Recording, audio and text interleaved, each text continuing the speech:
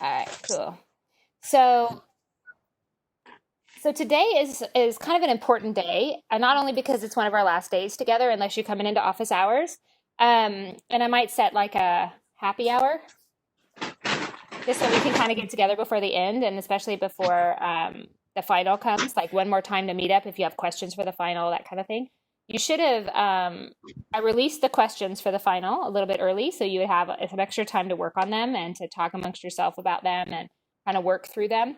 Well, go ahead and work on your data set part three before you like get really into those questions. But hopefully you guys can kind of work together to work on the questions. Um, I have not, I really wanted to tell you that I have decided how to do the final exam. Um, Technically, what I should be doing is opening the exam on your exam time. So if you were the 9:30 to 11 or 10:45 class, Tuesday, Thursdays, your exam would be 9:30 to 10:45 on Tuesday. That doesn't work because I don't want to put that time limit that's only an hour and 45 or an hour and a half on you guys. Like that seemed to be a really good thing when I opened it, that you had as much time as you needed to take it. So I'm struggling with how do I give you as much time? And also I've got a night class. Some of you are in the night class. And so it's like you need a night time.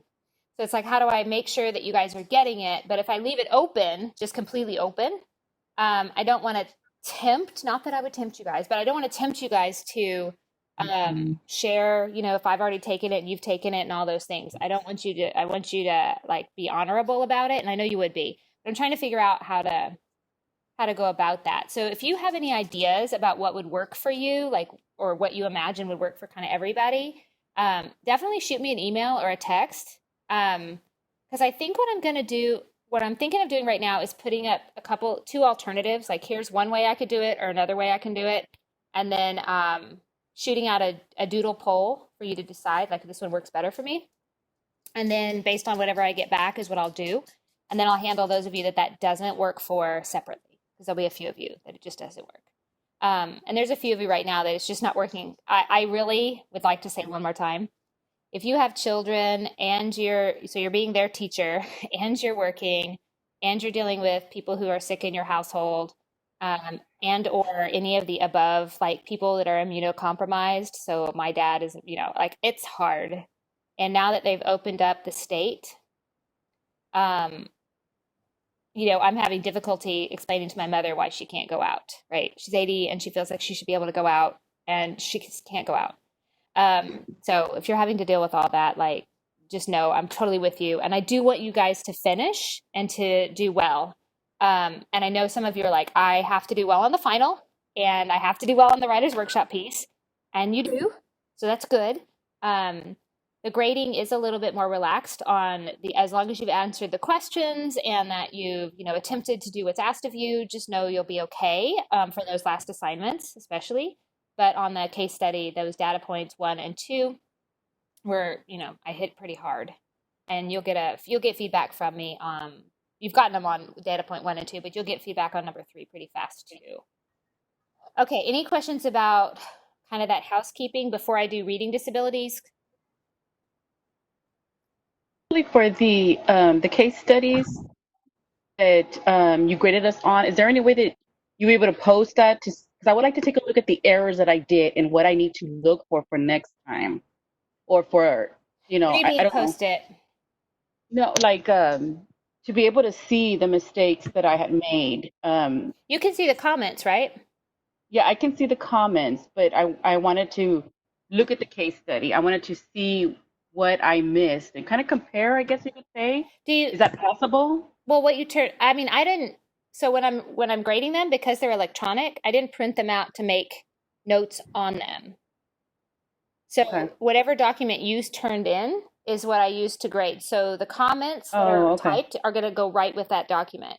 Now, if you want me to, you send me a little message. I can pull yours off. I'm not going to do it for all 120 of you guys, but if you're someone, and that's everybody who's here, if you're somebody who really wants to see where those specific mistakes were and some comments were on there, just send it to me. That's not a problem at all. That's cool. Okay. Yeah. All right. Thank you. Yeah, no problem, Michelle. Who else?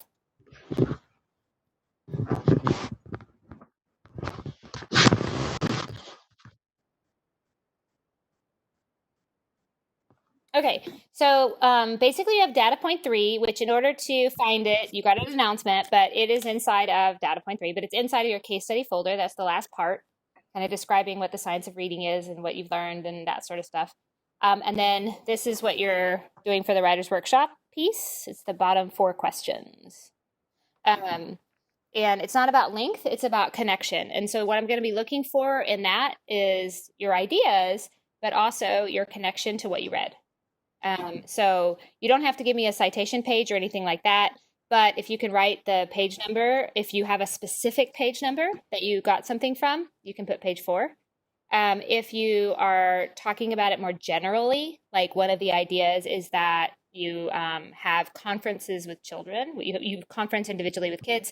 That's an idea. You don't need to cite anything for it. I know where you got it. And it's not necessarily just from my book. That's how workshop works.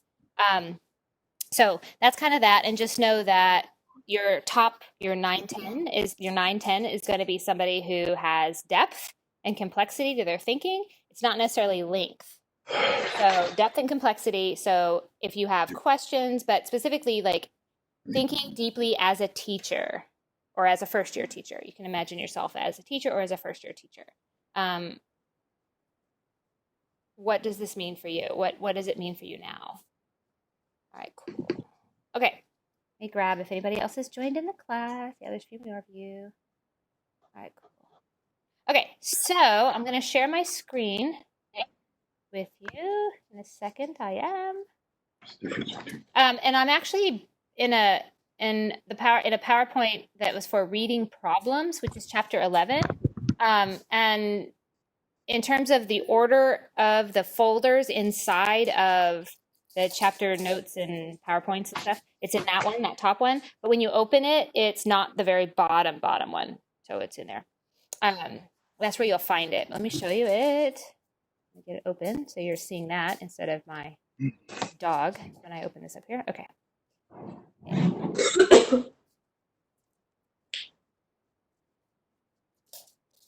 All right. Do you see the PowerPoint? Shake your heads. Rose, I'm watching you. Shake your head. Good.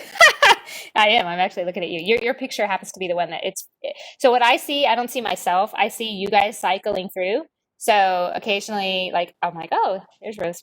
All right. So here, let me get this on slideshow. I'm gonna move kind of quickly through mostly the front part of this, because when you leave here, when you leave this particular class and A&M as a reading scientist, you won't be diagnosing dyslexia, okay? But you should be able to recognize what the definition is and also be able to identify what it might look like if you're seeing it.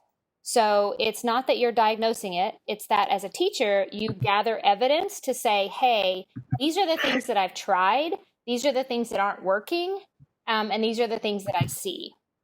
So in general, literacy issues are noted as dyslexia, which is a phonological processing issue. So it is specifically evident when they have to read text.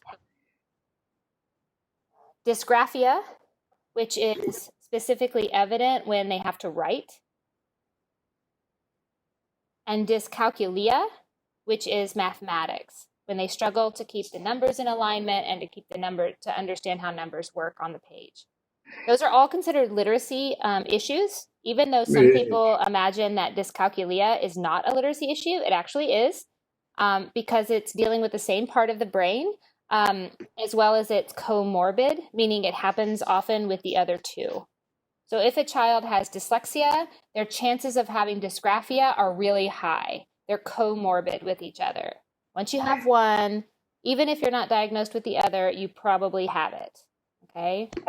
So if I said, hey, this kid has dyslexia, somebody mute.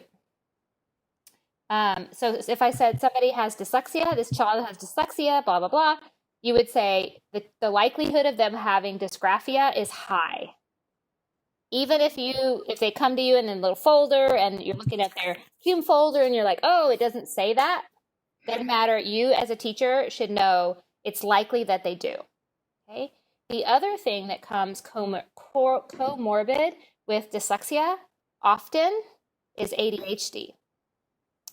So ADHD,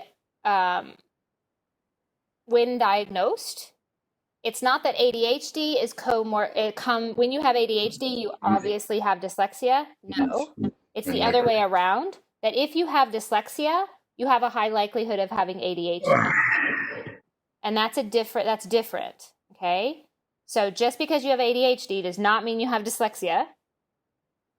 It's if you have dyslexia, you probably have dysgraphia as well, and you could have ADHD. There's a high prevalence of it. More than 50% of the population will have ADHD as well. Okay, so onward we go. So when we're thinking about literacy issues, we've got actual disabilities that we can diagnose or that we can find and give to somebody to diagnose and help to treat. But we also have the problems that they bring into our classroom, because just getting a label isn't going to fix anything. Just so you know, you're not ever going to fix these kids. First of all, you're not going to fix any kid, but you're certainly not going to fix a dyslexic child. When a kid has dyslexia, it takes years for them to work through these strategies, but there are things that you can do that are going to be very helpful to them, knowing that a dyslexic kid is highly intelligent. So the last thing I want to say before I move into the PowerPoint slides is that dyslexia is a high intelligence disability.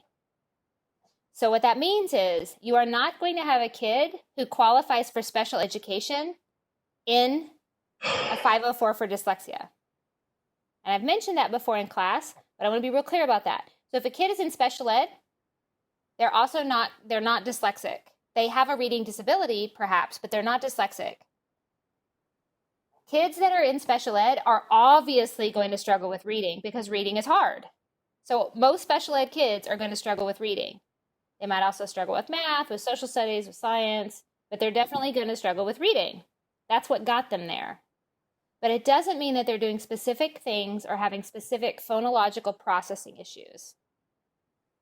Okay, so what does the law say about this? Well, basically, you've heard before when we were talking about RTI at the very kind of beginning, we said there's like 45 days that you have from the time that you recognize that there's an issue and you say to someone that you want to have it tested. So if a parent comes in and says, I want to have my kid tested, I think they have dyslexia, even if you as a teacher are like, I don't think so, your kid is just struggling, here's what we're doing, you have 45 days to test the kid. And that's something that parents don't often know, so you don't get parents coming in doing that. But you should know that once you've attempted to say, hey, there's an issue going on with this kid, I think there needs to be testing. Technically, the school has 45 days to do that. Okay, so Every Student Succeeds Act is the act that literally said, hey, instead of the federal government being in control of everything, you inside of your district, your areas, need to be in control of your educational policy. So San Antonio is in control of their own educational policy. So even though we know that about 8%, you can't have more than 8% of your kids in special education, which includes anything for 504. Do you guys know what 504 is? I know you've taken special pops. Anybody want to speak up and tell me if you know? Okay, let me just tell you then. So 504 is what any disability that is not impacting the difference between IQ and the ability for the kid to act in a class. So a kid goes into special ed when there's a huge discrepancy between where they should be achieving and what they are achieving. That puts them into special ed.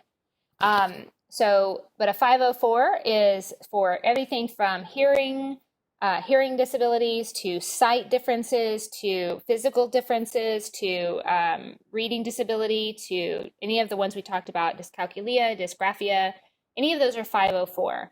They can be other health impaired. So a child who has low immunities or HIV or cerebral palsy, some of those, they might be other health impaired, but their brain is actually working at a high level. So they're not in special ed. Dr. Wilson? Mm-hmm. 504s are also for kids with ADHD, correct? Yes. So if you have a kid who's on medication or has been diagnosed with ADHD, whether medicated or not, they can have a 504 in place. The great thing about a 504 for all you parents and for teachers in general to know is a 504 allows you to make accommodation, to say, okay, this kid does need more time in a tier 3 intervention. This kid does need to sit at the front of the class. This kid, I do need to wear a microphone, and the district needs to pay for the microphone because he is having trouble with his hearing. And a lot of low socioeconomic schools don't recognize that teachers can make those complaints, can say, this kid is having a hearing issue. The nurse has diagnosed as a hearing issue, just the nurse at the school, and therefore we need a microphone. I am a huge believer in the 504 because it allows me as a teacher to have some strength in coming up with accommodations for the child. Whereas special education is a lot harder for me to imagine getting kids up to speed. So I think there is a need for special education and amazing special education teachers. But the idea that once kids go into special ed that they ever catch up to get out has not been proven to me very readily. So I always hesitate to put a kid in special ed unless I'm positive that that's where they need to go. Because once they're labeled as special ed, they're never getting out. And it can literally change a kid's life. Now, if it's the right place for them, totally where they need to be. I'm not saying I've not put kids in special ed because I have. But I am saying 504 allows me that little bit of time to say, hey, I know this is happening. Let me attempt to provide intervention here and see if it's enough.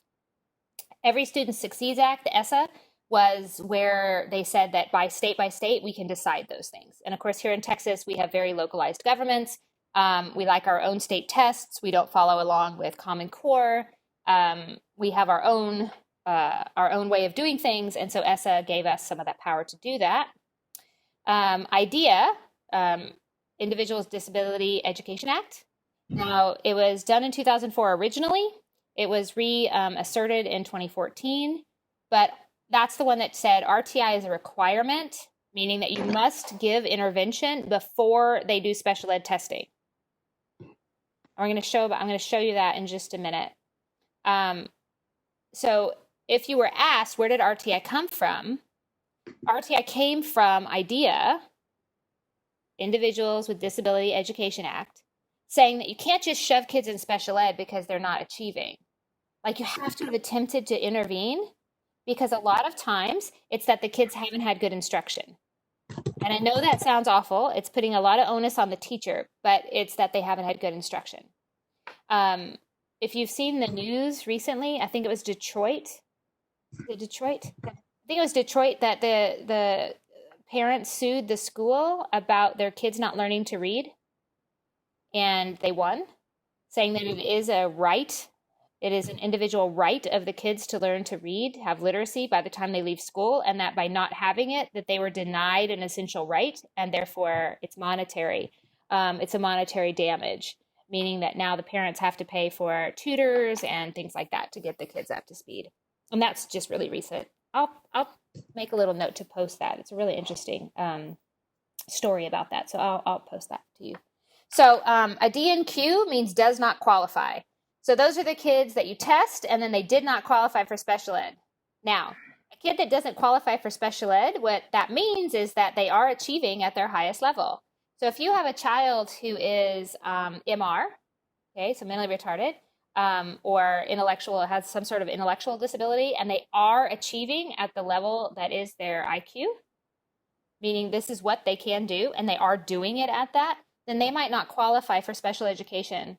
You might not take that MR kid and put them in the special education classroom. They might be in a different kind of unit, but they're not going to be in a regular special ed unit. So DNQ means did not qualify. So if you ever see that on a folder, they'll have it. It means that some teacher, maybe in 2nd or 3rd grade, felt like the kid was in special education or struggled, had them tested for special ed, and that wasn't their need. So now you have a kid in your classroom who's struggling, but it's not a special education need, which means it's all on you. Okay, so in order to assess for a reading disability as a teacher, actually even as a specialist, the first thing that we're going to do is we are going to take a look at, we're going to do a definition by exclusion. Okay, it's called a definition by exclusion. And I'm going to move forward in this PowerPoint. I'll come back to this in just a second, but I want to show you the definition first. Okay.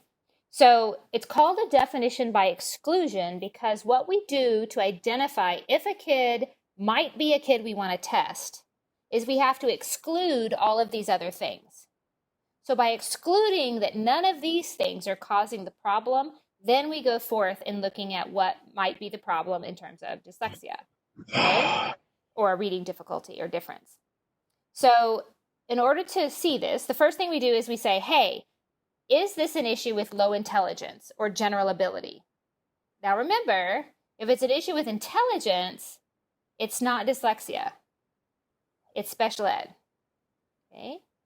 So if they have an intellectual difference, which we saw, talk about here, then we're not talking about dyslexia. So here, basically, these are sort of yes and no questions for you to ask yourself. These three slides that I'm going to move back and forth as we move through the definition for exclusion. These 3 slides are like yes or no as a teacher. So when you read the question, then you say, yes, the kid has this or the kid doesn't have this, okay? So our first one on the definition for exclusion was low intelligence or general ability. So when we go to ability here, it's like basically this bottom one in particular. Ability has to do with some sort of testing situation, something that they've done in class. It can be work. It could be a formal test that you've given. It doesn't have to be a benchmark, but it's over multiple assessments. So you would always do some sort of a portfolio assessment, multiple assessments, because now you've been in an assessment class, you know, you don't just use one. But that there's a discrepancy between the formal assessments and where they're able to talk with you or do other kinds of activities. So you see them in science and they're really great about talking about turtles and doing the experiments, and they seem very verbal, very able to work on something. And as soon as they're given some sort of an assessment, it seems very in contrast to their ability talking with you, answering questions, working with you on guided practice. It seems really out of character. Because what you're going to see, remember, is a high intelligence kid that then as soon as they're given text or they're asked to do something on their own, skill goes way down. So those of you that were working with kids on your own, option A for the IRI, if you have a kid who is dyslexic, you would see them have very good listening comprehension and not very good oral reading. So and silent reading would be awful. So when they have to do it, it's hard. But when they have to listen to it, they have high levels of thinking. They're coming up with good inferential questions. They can talk to you about all this different stuff. It seems really strange that they would struggle so much because they sound like a kid who's got it going on. And they seem to have it going on. All right? So the first thing is kind of looking for that discrepancy. That's the intellectual factor. Is there a discrepancy between what I am experiencing as a teacher with them and then what they're actually producing when they have to write or to read? Okay. And if you've seen kids that are really going to kind of struggle with dyslexia, dysgraphia, the comorbidity of those, you'll often see kids who have no spacing between words. And this is by 2nd grade or so. There's still no spacing between words. They're still missing major letters. They're not on the page at all. You know, they're not on the lines, things like that. Okay. And then the second part of that, part of an intellectual factor, has to do with the learning opportunity. So it's the first part of this part of the definition. So the first one is your low intelligence. So if they have low intelligence, are they dyslexic? What are they? If they have low intelligence, just by IQ, just by ability, what does that mean? They have low general ability. Would you test them for dyslexia? No, Why? because people who have dyslexia are highly intelligent. Got it. So what would you test them for? If you're seeing a huge issue between what they're doing in class is just really low, it's below all of the students, they're really struggling, they try hard, but it's a mess, they just don't get it. Would you test them for dyslexia? Gabby says no. What would you test them for? Special education? Yeah, if you were going to test them for anything, it'd be special ed. Yeah, great. The name. Great, Gabby. Yeah, great. Okay, so the second part of this is the lack of support or learning opportunities, and this includes home, okay? So lack of support, learning opportunities at home. So that means as a teacher, now you don't have access just to their homes, although I would encourage you all to do a home study at some point with every kid in your class because it's really eye-opening. And teachers sometimes have fear around it, and you shouldn't. It's amazing. You'll get Takis and, Diet Coke. Like, it's fun. And you get to see the kids, and they're always showing you stuff, and it's really a way to have parents understand who you are and feel like you're a part of their kids' life and their life. Okay, so lack of support or learning opportunities at home. What that means is that you as a teacher have to help the parent to know how to help the kid. Now, if they're not getting it, like you're sending stuff home, you're talking to the parent, you've given emails, you might have even met with the parent, you've showed the parent how to do some of the activities, you've attempted all of these things, okay, then you've done your due diligence, okay? You can't just fix their home life. You're not fixing anything, remember? So it could be that they're having struggles at home. Now, remember, we're looking for a definition by exclusion. So if I can't exclude home, so if I say as a teacher, their home life, they're really just not getting any support at home. They've been out of school now for 6 months. There's not any support at home. The parents are struggling.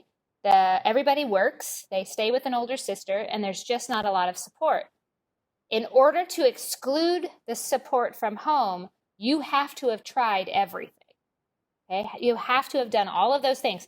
Sent stuff home to the parent, called the parent weekly, made sure that they have activities to do so that you're attempting to give the support. Because if you can't exclude it, then you can't say, hey, we need to test for dyslexia. Remember, we're looking to test for a reading disability. So we're going to try to provide some of that for them. Okay, so with that, one of the major things that we know happens with the lack of support includes attendance. So if a student is coming all the time, then we definitely are going to be kind of taking a look at them, right? Like if a kid is coming all the time and still struggling, remember, we're high intelligent kiddo. If they're coming all the time, then we'll say, okay, we're good. But if attendance is a problem, like they're not coming, we've got to get them coming. That's part of the parent support, is getting the parent to realize that bringing them in at 9:30 because they wake up late is inappropriate. It's one of the ways that a parent can help is by getting the kid there and helping to support that parent. Can I send an alarm clock home? How do I help? How do we, I know you're working night shift. This sounds really totally tough. What can we do? How can we come together as a team and figure it out? Because our goal is, remember, to say, nope, they're coming to class. Nope, they've done pretty, they're doing really well in class when we're talking about things and when they're sharing and working in a group, like it's great. And you're saying, oh, that's a discrepancy, right? Like, So you want to say, okay, if that's all true, so right now we're saying, okay, it's not low intelligence. They're high intelligent. We're saying, no, it's not a lack of support at home. I've met with the parents. I've gone out there. We've attempted all these things. I know the parent's trying. The kid's reading 20 minutes a day, right? They're trying. The next thing is we look at is, what am I doing in the classroom? What am I doing? Now, an interesting thing that I can tell you that I've found as a consultant out in schools is quite often when I go out with a teacher who is saying that, hey, we've got a kid who, I think has dyslexia, come and see what I'm doing in the class. What I see is that the teachers actually are not doing things that differentiate for kiddos. So if you're not doing some sort of guided reading or some sort of literature circles in the older kids, if you're not working on reading in very explicit ways with kids, you're going to have problems. So with that, what I mean is, if I come into your class and I say, hey, so what have you done for Jenny? Because we know she's struggling. So what have you done? And you say to me, well, I have added 3 worksheets to her packet, and, we meet after school once a week, and her and I work together. That's poor instruction. She's not getting good instruction inside of the class. So in order to do that, you've got to have some sort of small group, some sort of individualized learning, differentiation. You can't do that with whole class, right? So you walking around and facilitating is not differentiating. Now, that does not mean that you have to make a whole assignment that's special for that kid. Don't make a whole assignment that's special for that kid. What it needs to be is that the activities that you're doing in class, the things you have them do, differentiate on their own. So if a kid is writing, so this kid that you're worried about, you have them writing, then it differentiates on its own. They're doing the best that they can do. Okay, So we're saying, okay, nope, it's not poor instruction. I've been doing guided reading with them. Here's all the sheets I've been collecting to kind of show, what she's doing. I've been writing how long it takes for her, how many times I meet with her, how many times her friends meet with her, all those things. So it's not poor instruction. So once we've said, okay, well, it's none of those three things, right? The thing I put down at the bottom, but it's actually, if I was doing this again in this PowerPoint, which I'll fix before next time, what I would say is I want the first one to be that you check their vision and hearing. About 50% of kids that were identified to be tested for me when they would come to me had a vision or a hearing impairment, in general vision. So they would come and you think all the kids have been tested for vision at the beginning or sometime during the year. And they bring them all down and the nurse stands there and they've got the chart and the kid stands kindergarten and they're like, A, F, G, B, C, right? And so what we found is that if you have 20/20, that's fine. But when you don't, what you do is you develop strategies, especially smart ones, you develop strategies to make it that you know the letters. So the kid in front of you says A, F, G, B, and you wait. And then when you walk up there, you go A, F, G, B, right? It's not that you actually read those letters. It's not that you actually were able to see those letters. It's instead that you heard the kid in front of you say the letters, or that you heard it 4 times while you were waiting in line for your turn.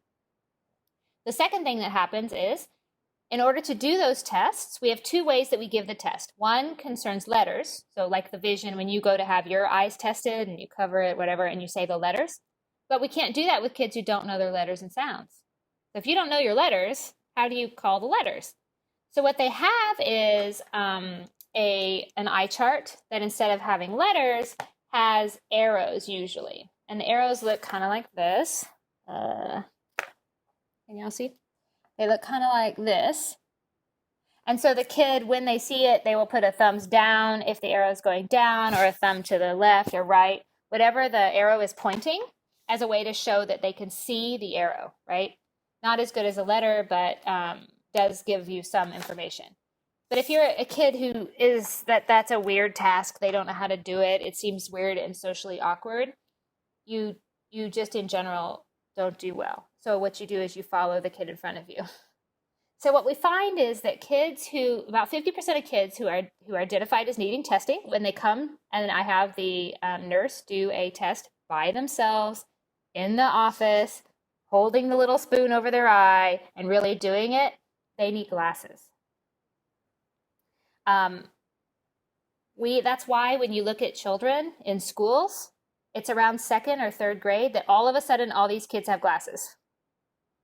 And it's because by 2nd grade, we really are noticing who's catching on to reading and who's not. And we're saying, I wonder what the problem is. And we don't often ask kids, hey, do the letters look squiggly to you? Do the letters bounce? So can you read to me? Can you tell me this letter and this letter? So by 2nd grade, we just start assuming that they can see, when really the first thing we want to do is have their vision tested.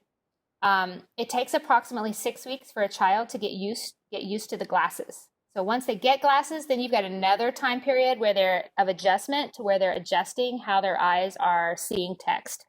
And I've literally had kids say things when they've gotten their glasses like, oh, that's what you meant, like the G has a tail.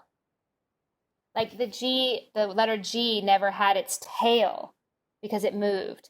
I've had it where they say things like, oh, look at that. The T has a little tail on it too. And they notice that there's a T without a tail and a T with a tail. Like a T with a tail and a T without a tail. So, and then they'll say things also like, they go outside and they're like, look, all the leaves have little lines on them. And that's just because we didn't know until they get old enough to be able to tell us that their eyes are not seeing straight. Sometimes we catch it when they're really little. If you have babies and they're looking at the grasp, you go into a pediatrician and they'll put a toy or that makes a noise and they'll see if the kid can grasp for it. And when the kid misses, that's when you see the little kids that have the cute little eyeglasses on, that hook on their heads. And they're like the cutest thing. And that usually has to do with that they know that they're using the grasp reflex to decide. And that's how they tell with babies.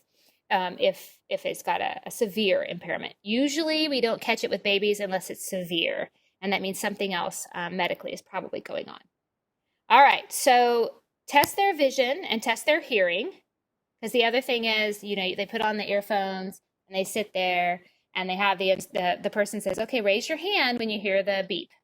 And they're waiting their turn, and there's 2 of them or whatever. And there's a little folder that's up. And like oftentimes the person who, I've literally seen this, the nurse, whoever is pressing the button goes, and you can see it in their eyes that they're ready to press the button.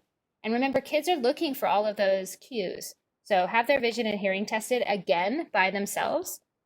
Just by the nurse at the school is fine, but not when they do the whole class testing and, you know, everybody goes down to the library to get tested. Say, you know, I'm noticing that Jenny's really struggling here. I'm wondering if we can do another vision test with her. Also, so you know, all glasses and hearing aids, those things are covered through CHIP. So if you are at a low income school, you can give parents access to getting glasses for kids, really cheap and drastically reduced, if not free, depending on the need of the kid, where the need is. But they are covered by CHIP, even if they find a huge problem. I had a kid one time who had a huge tumor behind her eye. It was not malignant, but she had a huge tumor behind her eye that nobody knew about until she went into an actual eye doctor. The nurse said, yeah, it seems like, you know, she definitely needs to look into glasses. We sent her off to a CHIP doctor, you know, one that did pediatric eyes, ophthalmologist, and came back that she had a huge tumor behind her eye that was putting pressure on that eye. And it was covered through CHIP. So just so you know, there are opportunities for parents that they might not know about. They think often that, you know, WIC and CHIP and all of that has to do with maybe teeth or has to do with food, but it also deals with hearing and sight as well. Okay, so the reason we're doing a definition by exclusion, meaning that we're going to exclude all of these things. We're going to exclude that it's, nope, not a vision issue. She got glasses, it's all working fine. Not a hearing issue. It's not poor instruction. I'm meeting with her. She's in tier 3. She's getting this. She's getting that. It's not a lack of home support. They are trying to read 20 minutes. I don't know if they're doing it, but we're trying. I'm sending books home. I talk to the parent. I have, you know, attempted this many times to talk to the parent. I've sent emails, and I know it's not an intelligence issue. Then, only then do we say, hey, I think I want to look into seeing what kind of testing might be appropriate for that kid. Now notice, this is not a checklist like, does the child put the letter backward or forward, right? This is a thing that says, are all of these excluded? Then we're going to start to look at what kind of a disability or difference, because it can be either, a difference or a disability the kid might have. Okay, so we're going to exclude all of these things first, and then we're going to say, okay, hey, because if any of these are true, like they are getting poor instruction or there is a lack of home support, we often say that it has to do with that the child, there's something wrong with the kid.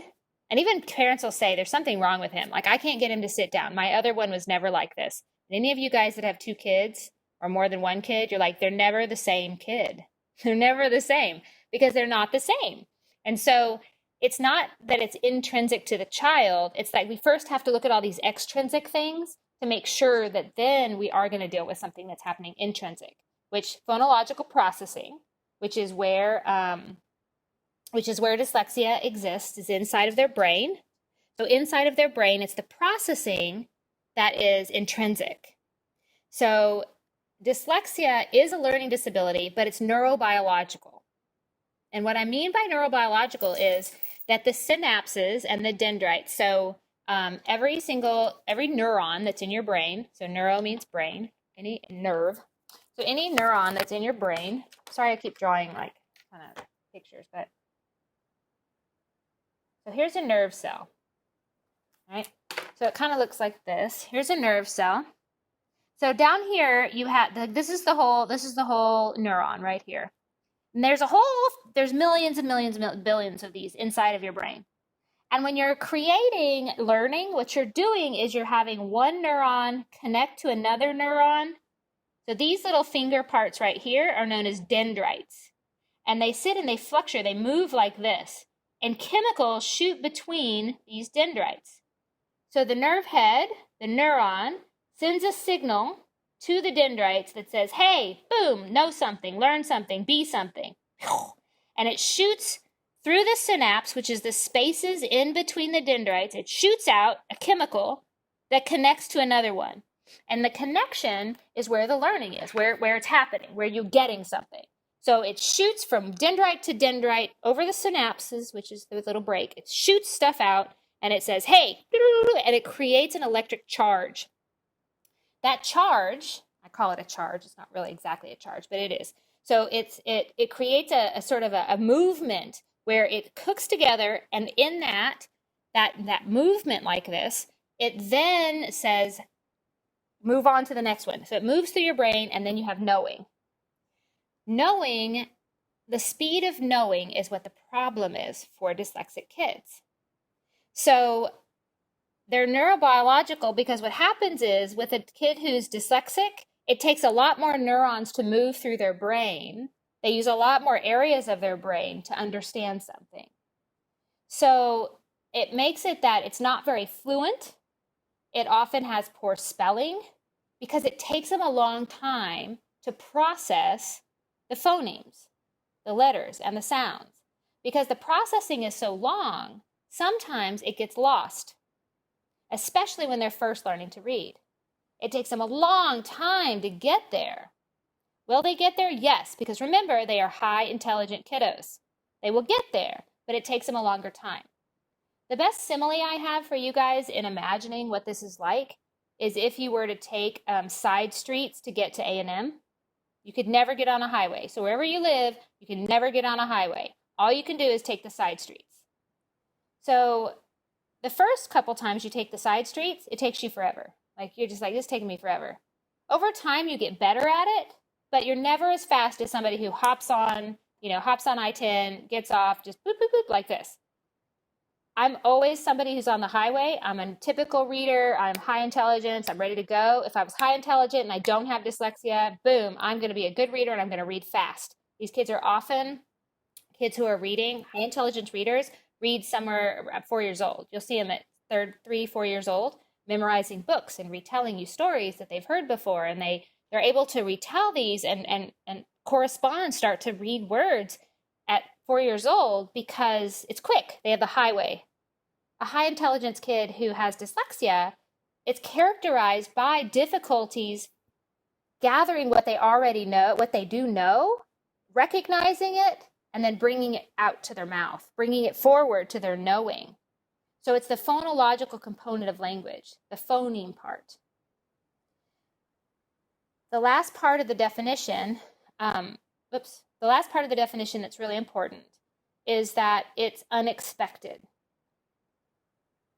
Meaning you wouldn't think that the kid would have so many issues reading or even writing because they seem so smart in class. They seem like they really have it going on. And the thing is, they do. They really do have it going on. The problem is they don't get to get on the highway. So these neurons are firing, but they're firing all over their brain. Sort of like they're taking every side street. They'll get there, but they're taking every side street. Whereas most kids, as they're learning to read, even those that are a little bit slower in learning, are still getting on the highway. They're just only going 50 because they're afraid. Whereas I get on the highway and I'm going 90. They get on the highway and they're going 50. So the speed at which they're able to do it is what the problem is. They don't process it quick enough. So what they do end up doing quite a bit is memorizing. They try to memorize the letter words. They try to memorize all the words. They try to know their sight words by memorizing them. And then once they start getting a whole bunch of them, like 50, they can't do it anymore. It's like their brain you just can't memorize every word that there ever is. You have to be able to sound some out. You have to be able to look at how letters work.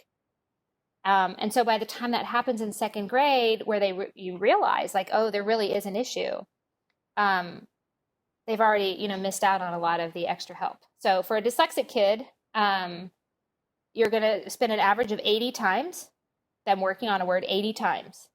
For the typical kid, it's going to take 3. So 3 to 5 times of showing a typical kid a word, Z, and then looking at the TH and the E, and then going, okay, this word is D, this word is D, this word is D. And you do that about 5 times, 3 to 5 times, they get it.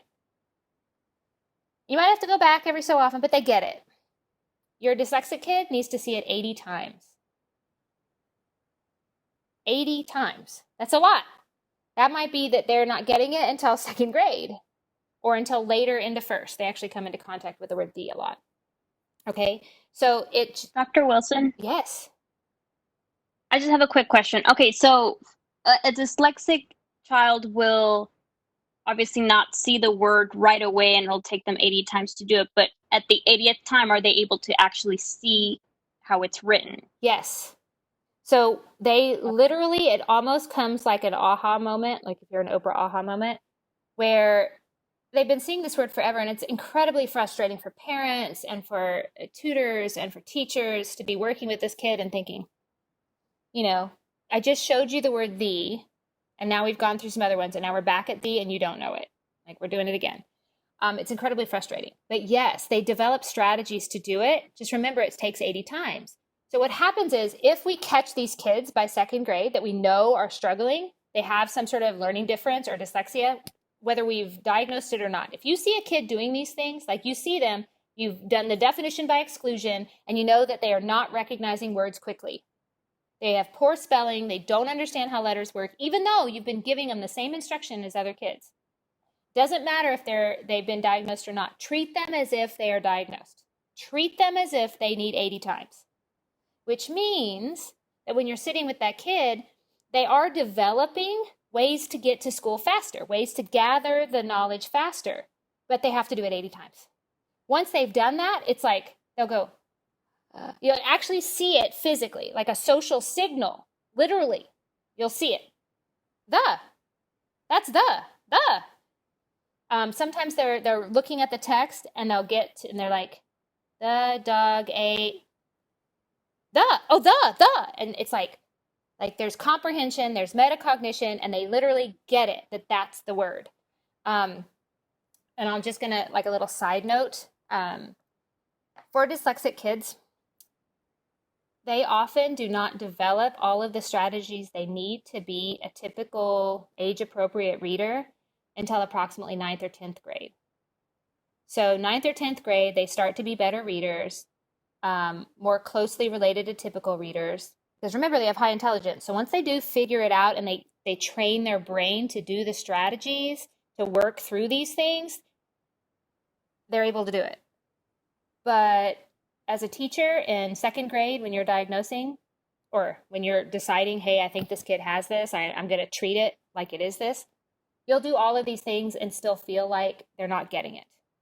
So what you need to know is, if you are doing a writer's workshop, you are doing reading workshop, you are working on explicit phonics, you are doing daily 5, you're working on these things, whatever the strategies are, you're working with the kid.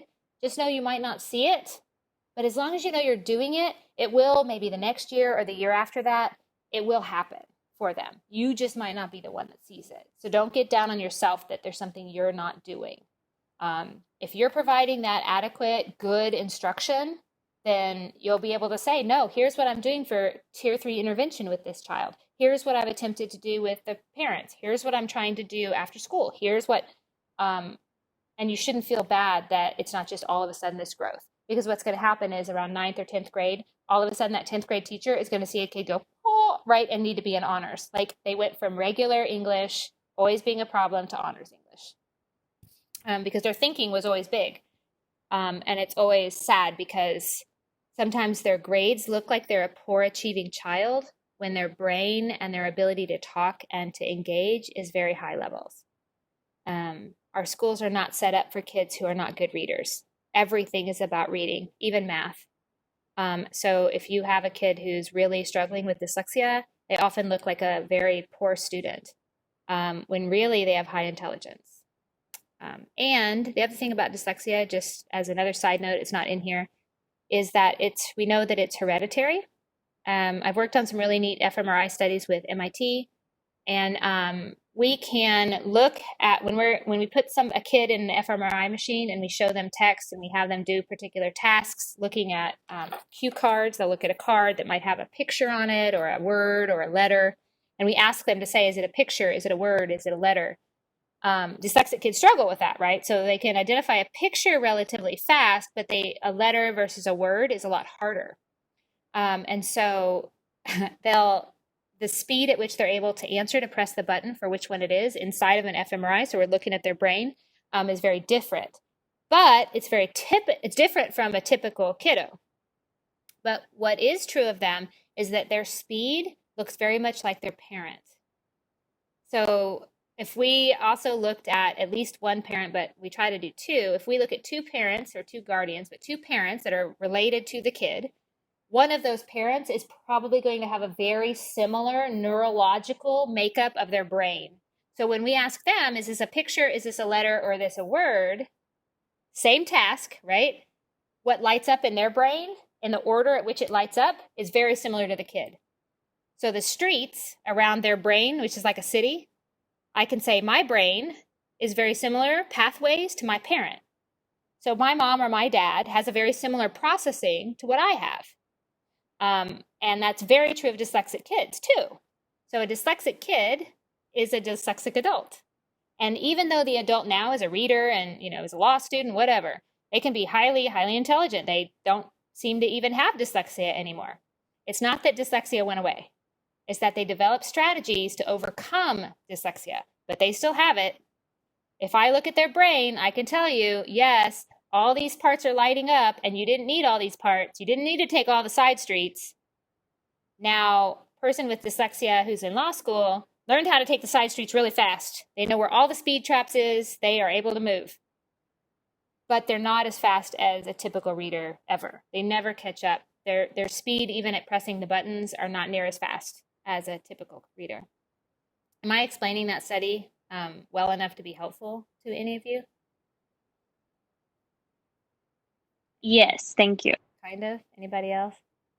Any questions about it that might be interesting or not? I had a question, Professor. Yeah. I feel like some of the attributes you were describing, as far as some of the things that are, I guess, fundamentally part of being dyslexic. Like, I feel like I see some of those attributes in my daughter when I was assessing her. Uh-huh. Every time I've asked anybody in administration when they're testing, they've said like, no, they ruled that out completely. I'm like, but I see some of these things like you're describing. That's kind of like, I don't know if I should get like somebody else assessing her just to get like an idea of like maybe there's something being missed or not. I'm not sure. I mean, the first thing I would say to anybody who, even if you're a teacher and you're working with a kiddo that you think needs to be tested and they don't want to do it, they'll do it if the parent asks. So the first thing I would tell you as a parent is ask for the data. If they've ruled it out, great. I'd like to see some of the data because, I'm learning to be a reading person myself and I have some data and I'd really like to sit with somebody and talk about why they don't think this is true. Because if it is true, your kiddo, your daughter, is not going to be achieving at the highest level because it's going to look as if there's something going on when really the intelligence is totally there. Highly talkative kids who can talk about all these subject areas, have good friends, they're often very socially capable. Those are your kids that they kind of fall through the cracks. They look like C students, but they're not. It's dyslexia that's happening. So ask for the score, ask for tests, ask to know what they've used in order to decide that. That would be the first thing. And that's what I would tell as a teacher. If I had a kid that I knew the school didn't want to test them, I would tell the parents to ask for the testing. Parents ask, it's different. So go in as a parent, say, hey, getting your kid onto a 504, whether tested dyslexia or not, if you see something going on, say, I still want to talk about like what is being done in the classroom for instruction purposes because something's wrong, something's going on. I know my kid well enough to know. So they need to have some data to say why they're not testing, just like they need data to say why they would test. Okay. So we know the most important aspect for reading. So you got the decoding piece, all right? And in general, dyslexic kids, they struggle with decoding, but remember, it's the phonological processing. It's the processing part of it that's the problem. So often they'll learn the letters and the sounds, but they can't put them together. So it's a struggle because every time they see a C, they've got to go S or K. They've got to then bring the letter to the sound and put it together, which is the phonological part of it. That's where the problem is. They don't get it that far. If you're having to do it every single letter, it's so complicated that pretty soon even your high intelligent kiddo breaks down. It's too much. And they say, I don't want to do it. Which the best thing for the kid to do is to do it 80 times. and they say, I don't want to do it. It's too hard. Dyslexic kids tire really quickly. So when they are reading and you do have them working on text, they're not going to be able to read as much as everybody else, not because they are insufficient at reading everything, but because it takes so much of their brain to do it. So imagine you might want to do all the pull-ups. Like the teacher said, to pass the test, you need 5 pull-ups, right? 5 pull-ups. Well, you're only going to be able to do 1. Or maybe all you can do is hang on there. And your goal is just to hang on there. Over time, you might be able to do all 5, but maybe not. Like I never was able to do all 5, guys. Like I'm glad that's not a test anymore because I wouldn't be able to do all 5. Your dyslexic kiddo is going to struggle with doing 5 because it's so difficult. So if you can get her to do 1, that's the start. What you don't want to do is have a kid get to a place where their motivation is completely gone because they work so hard at it. Remember, they're smart. They work so hard at it and can't get it right.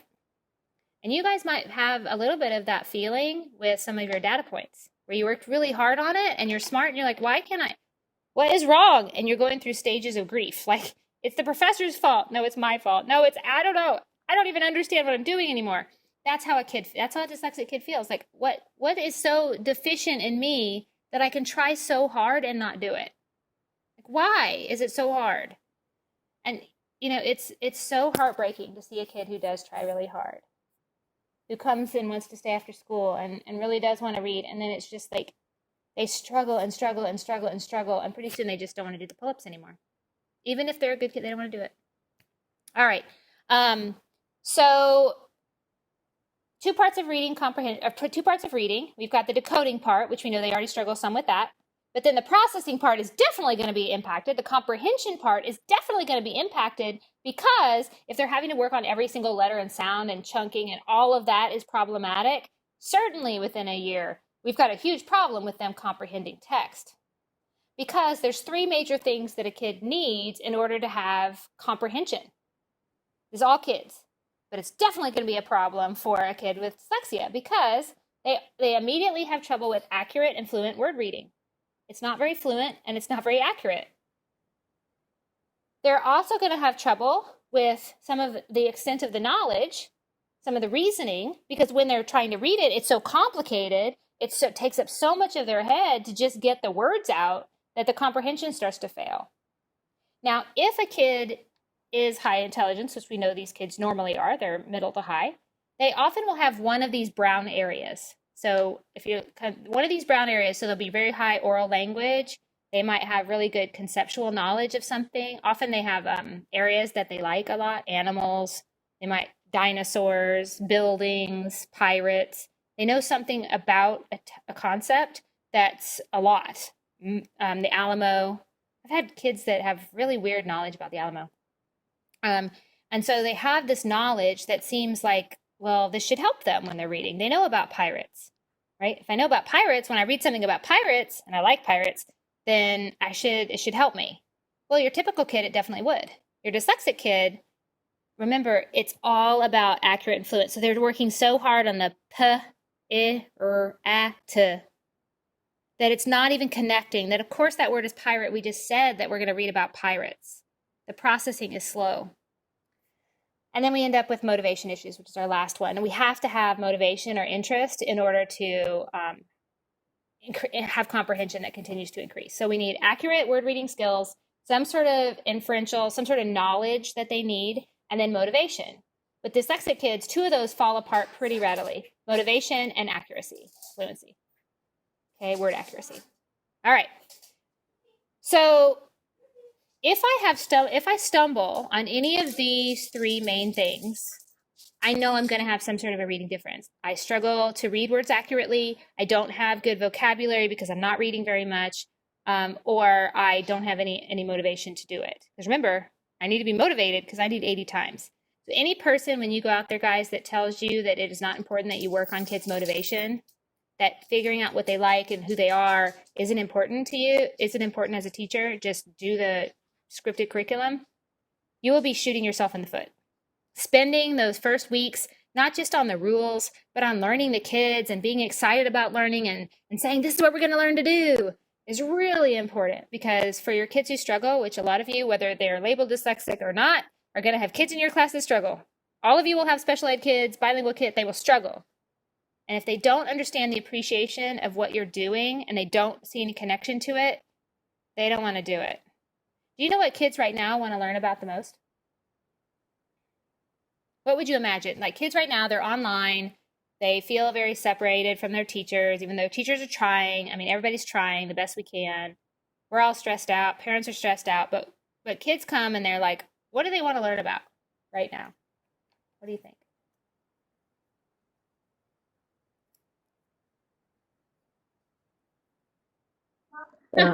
Hey, Miss Wilson, it's Elizabeth. My son just threw out that because he's not too far from me. He's like, Mama, if she wants to know, I really want to learn about the stars and dinosaurs right now. Yeah, because I just said dinosaurs. He's like, oh, dinosaurs. Yeah, absolutely.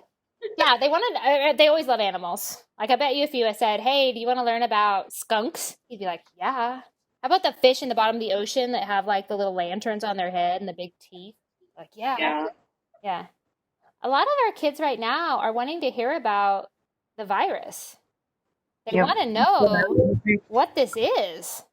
And we don't tell them. It's not that we need to tell them the gory details. Like we always get on and we look at the news, but they want to know what is causing this. Like what are we so afraid of and why and what is it?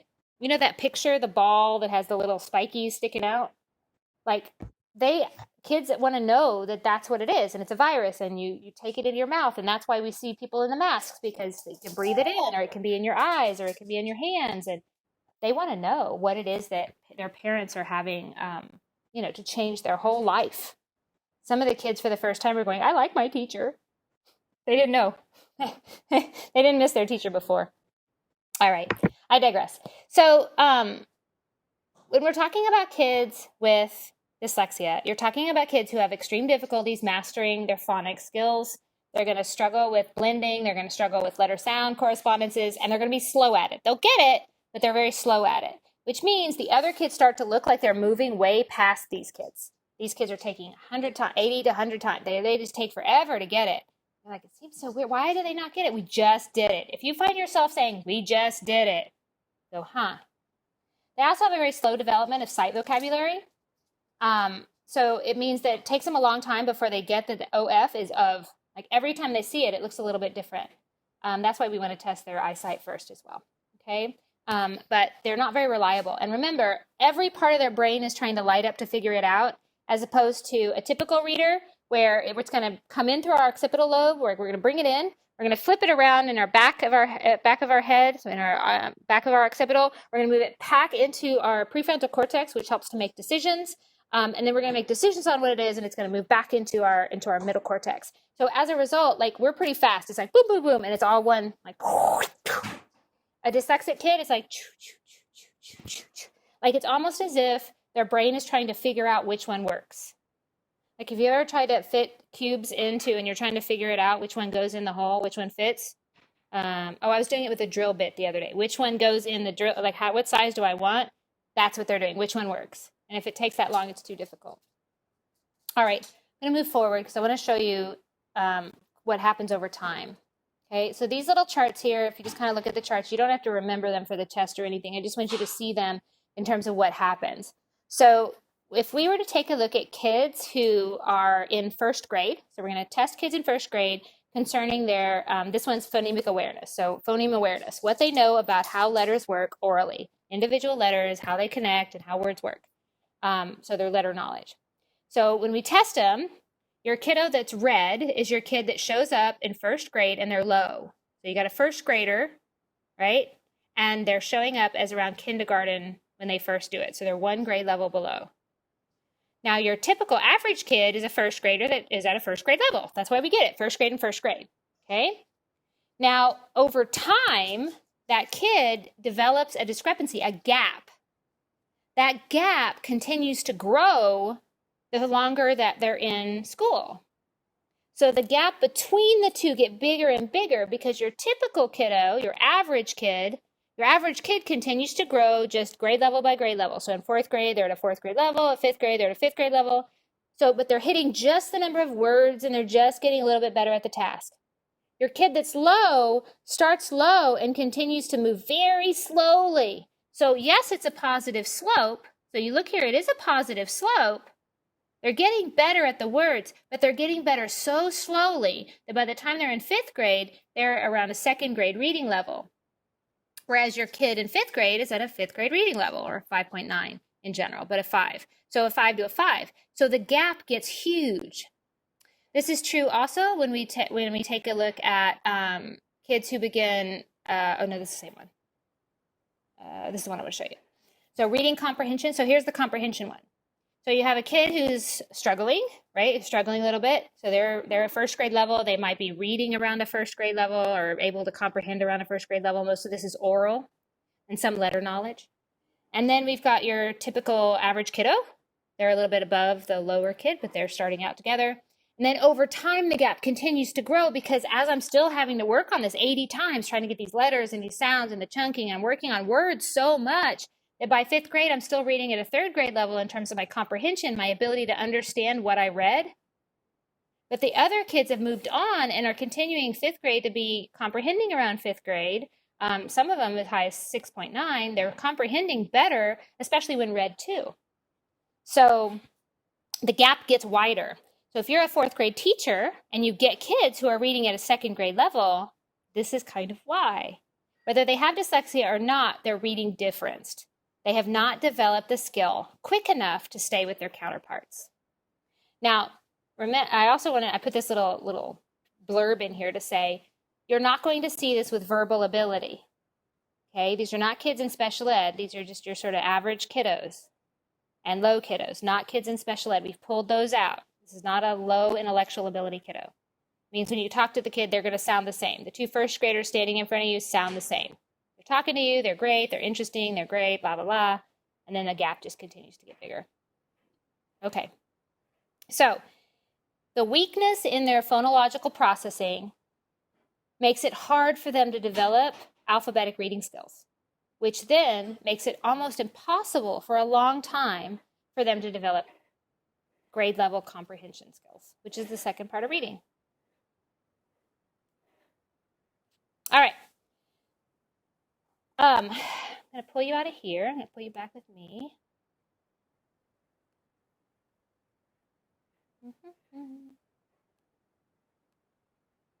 Maybe I am.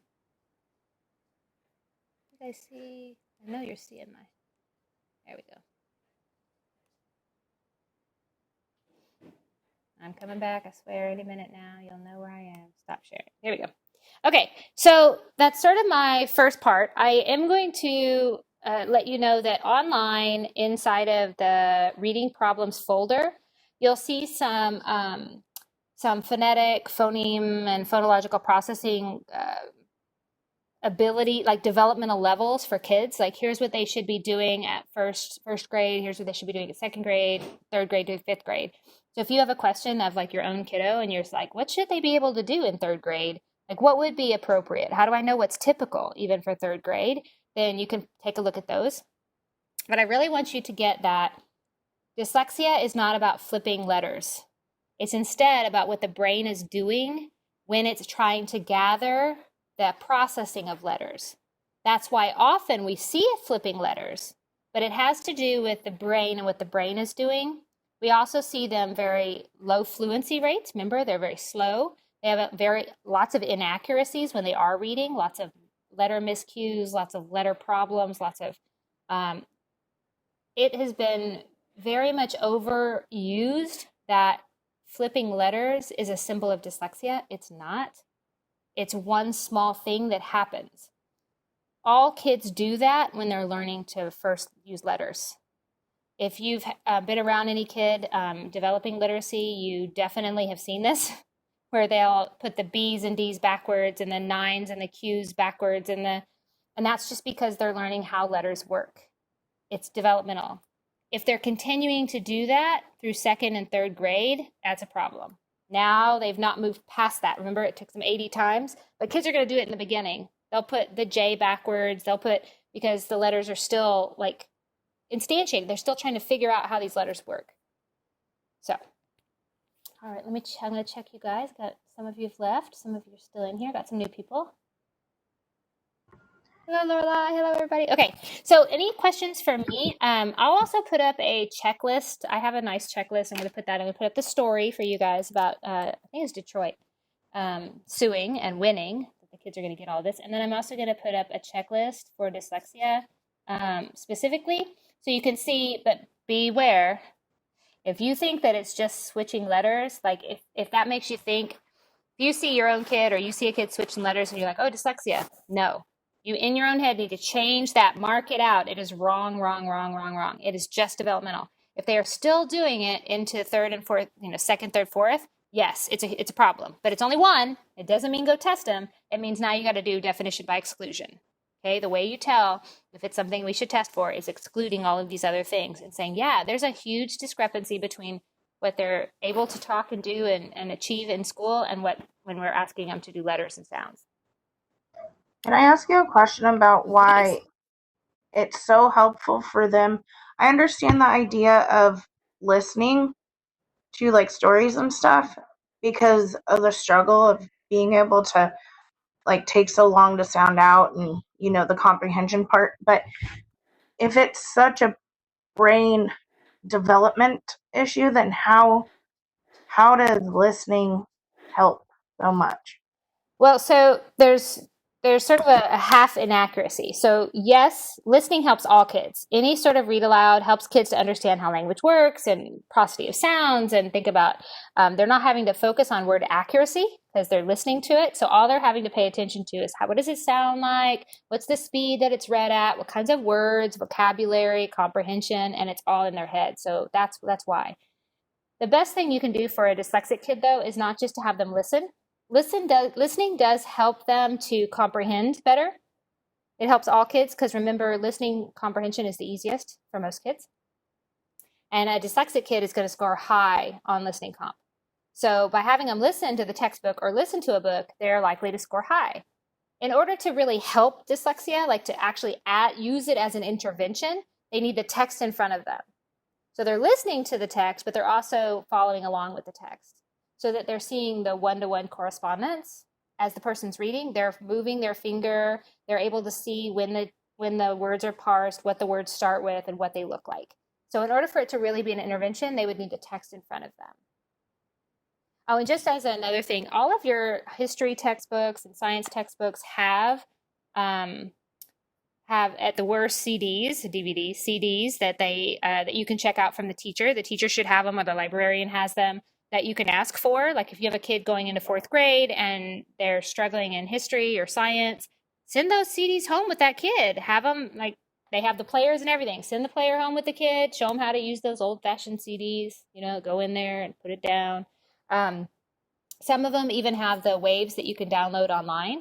So depending on what year your textbook is at your district, they have wave files. The teacher can log in to Pearson. Say I'm doing Texas History of the Alamo, Chapter 6. I can pull down Chapter 6, and I can even send the file to them. I can save the file onto a mini recorder so that they're able to listen, but they also need to follow along. So it's listening is great for all kids. It increases literacy for all kids. But in order for it to be a real intervention, the kid needs to be reading the book too. So I have a question with so if you notice that the student is still struggling with not flipping letters, but just processing their when reading in second to fourth grade, then you would do definition by exclusion. Mm-hmm. But my question is, so is dyslexia considered to be a learning disability or just a reading disability? Good question. It is a learning disability. It is a type of learning disability. It is an example of a learning disability. Thank you. It's the most prevalent one, but it's most prevalent because our schools emphasize reading over about anything else. You could have a great artist. You could have a great coder, a kid who knows how to code computers or play World of Warcraft, and they're just like, they're spatially completely able to manage stuff. If they can't read, it doesn't matter. They're not going to be successful in our schools here. That's why it's sort of motivationally sad for some kids. They'll be great in robotics, but they struggle here. Even math these days is all about reading. And then students who have mental retardation, then those would be intellectually challenged, right? Yes. Yep. And they're Okay, not that's going to not a fall. learning disability. No. No. Okay. They have an intellectual disability. So they're going to fall in special ed. They will not be in 504. Any of your learning disabilities, even if they'll often call it generalized learning disability, meaning they didn't necessarily qualify for dyslexia, but we know something's going on, will fall under a 504. So a 504 could be for anything: hearing impairment, eyes, if they were bad enough, dyslexia, ADHD, missing an arm, things like that. Any sort of at-risk situation, a physical at-risk. So that's going to be your 504, which is why I love that label. A lot of people they want testing for special ed is what we see all the time. A 504 doesn't hurt a kid because it doesn't take them out of the classroom. They don't just leave and never come back. They don't go for 3 hours to another teacher and not get grade level curriculum. Okay. Yeah, if you're thinking of something with your own kid, think 504. Go ahead. Sorry. So special education is only for students who are what's it called? Intellectual disability? Mm-hmm. Or intellectual delay. Okay. I've also heard that special ed doesn't only include that. It's also for like GT students. Yeah. So, well, according to state law, yes. So a long time ago, back in the mid 90s, they decided that all special ed would be any sort of supplemental service that was needed by the school to meet the kids where they are. So special ed was one of those. So special ed became the umbrella. Then underneath that, you have all of the different kinds. Like you could have a behavior unit, you could have a mental retardation unit, you could have a PPCD if you're working with the little younger ones. True special ed, very different curriculum, PPCD. All of those sort of fall underneath that notion, but also gifted and talented did as well. So gifted and talented was you providing a service for a kid that sits outside of that general bell curve, right? So they're just at least 2 standard deviations from our mean, remember our middle part, our 68%. So they're just on the outside. So we're providing intervention through special ed for the ones that are at the bottom standard deviations, right? So PPCD, special ed, BIP, behavior units, that sort of thing. And then we're providing special education for the top, which is also gifted and talented. So yes, they both fall underneath. Anything that's outside of what would be typical falls underneath your special ed. And that had to do with funding. It was a way for them to do funding. And I would say that it's so sad. I wish that I had more time with you guys to talk about gifted and talented, because it's something that is left out all the time. If I were to say that we do the worst, what group do we serve the worst? We actually serve gifted and talented kids the worst. They're the ones that get pushed to the side a lot. They get their 3 hours of gifted and talented with their GT teacher, where they go for 3 hours a week. But in our classroom, they're often bored. They are not engaged at the levels of learning that would be allowed, that are possible for them. They're the ones that are going to save the world, find the vaccine, figure it out. And we spend a lot of time on the bottom standard deviation. We worry about the bottom so much, but the top is just as deserving. Those are just as important. All the kids, everybody's just as important. I'm not more important than you. You're not more important than her. She's not more important. We're all important. And we end up thinking, oh, well, I'm going to work a lot to get these kids down here to pass or to get up here. And I'm going to teach all these middle ones. They're going to be okay. But I assume if I teach to the middle, the high ones, they're fine. So they're fine. Don't worry about them. Give them an extra packet of work. I've seen that a bunch right now with this COVID stuff. Your GT teachers just are giving additional reading. Like, here, read these 5 books.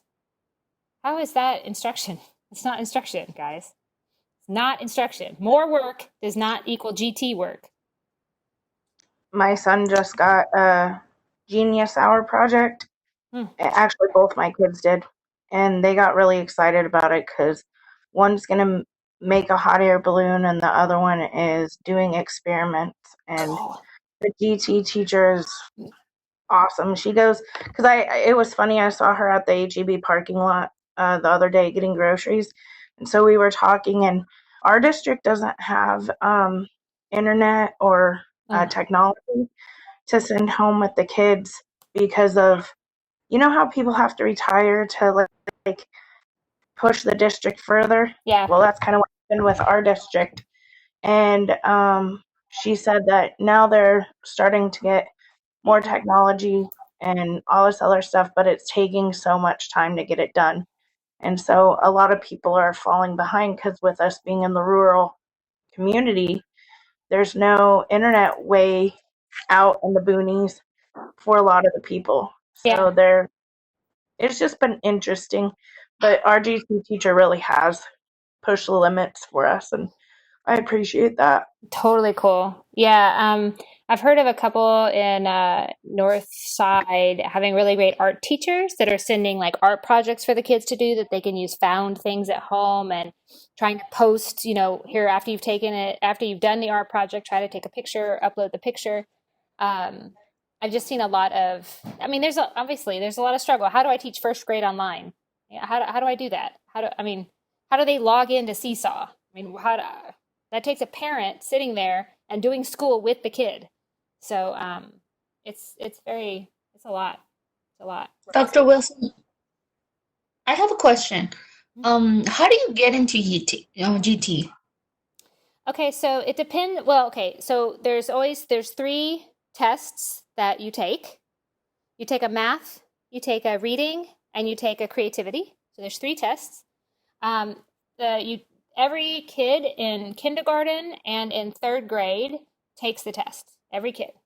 So in kindergarten, we mass screen. We do a screening, and that screening allows us to know, hey, who should we, test a little bit more? Who should we bring in for additional testing?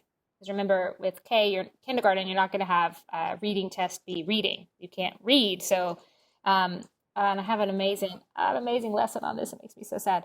Let me see if I can pull up. No, I don't have it right here. Sorry, I just about canceled the meeting. So what you end up having is 3 tests. You're going to end up using some form of a standardized assessment for reading. So it could be TPRI. They're going to score high in reading. They could score high in mathematics. So you're going to have some sort of a math score that they're doing, usually something related to STAR.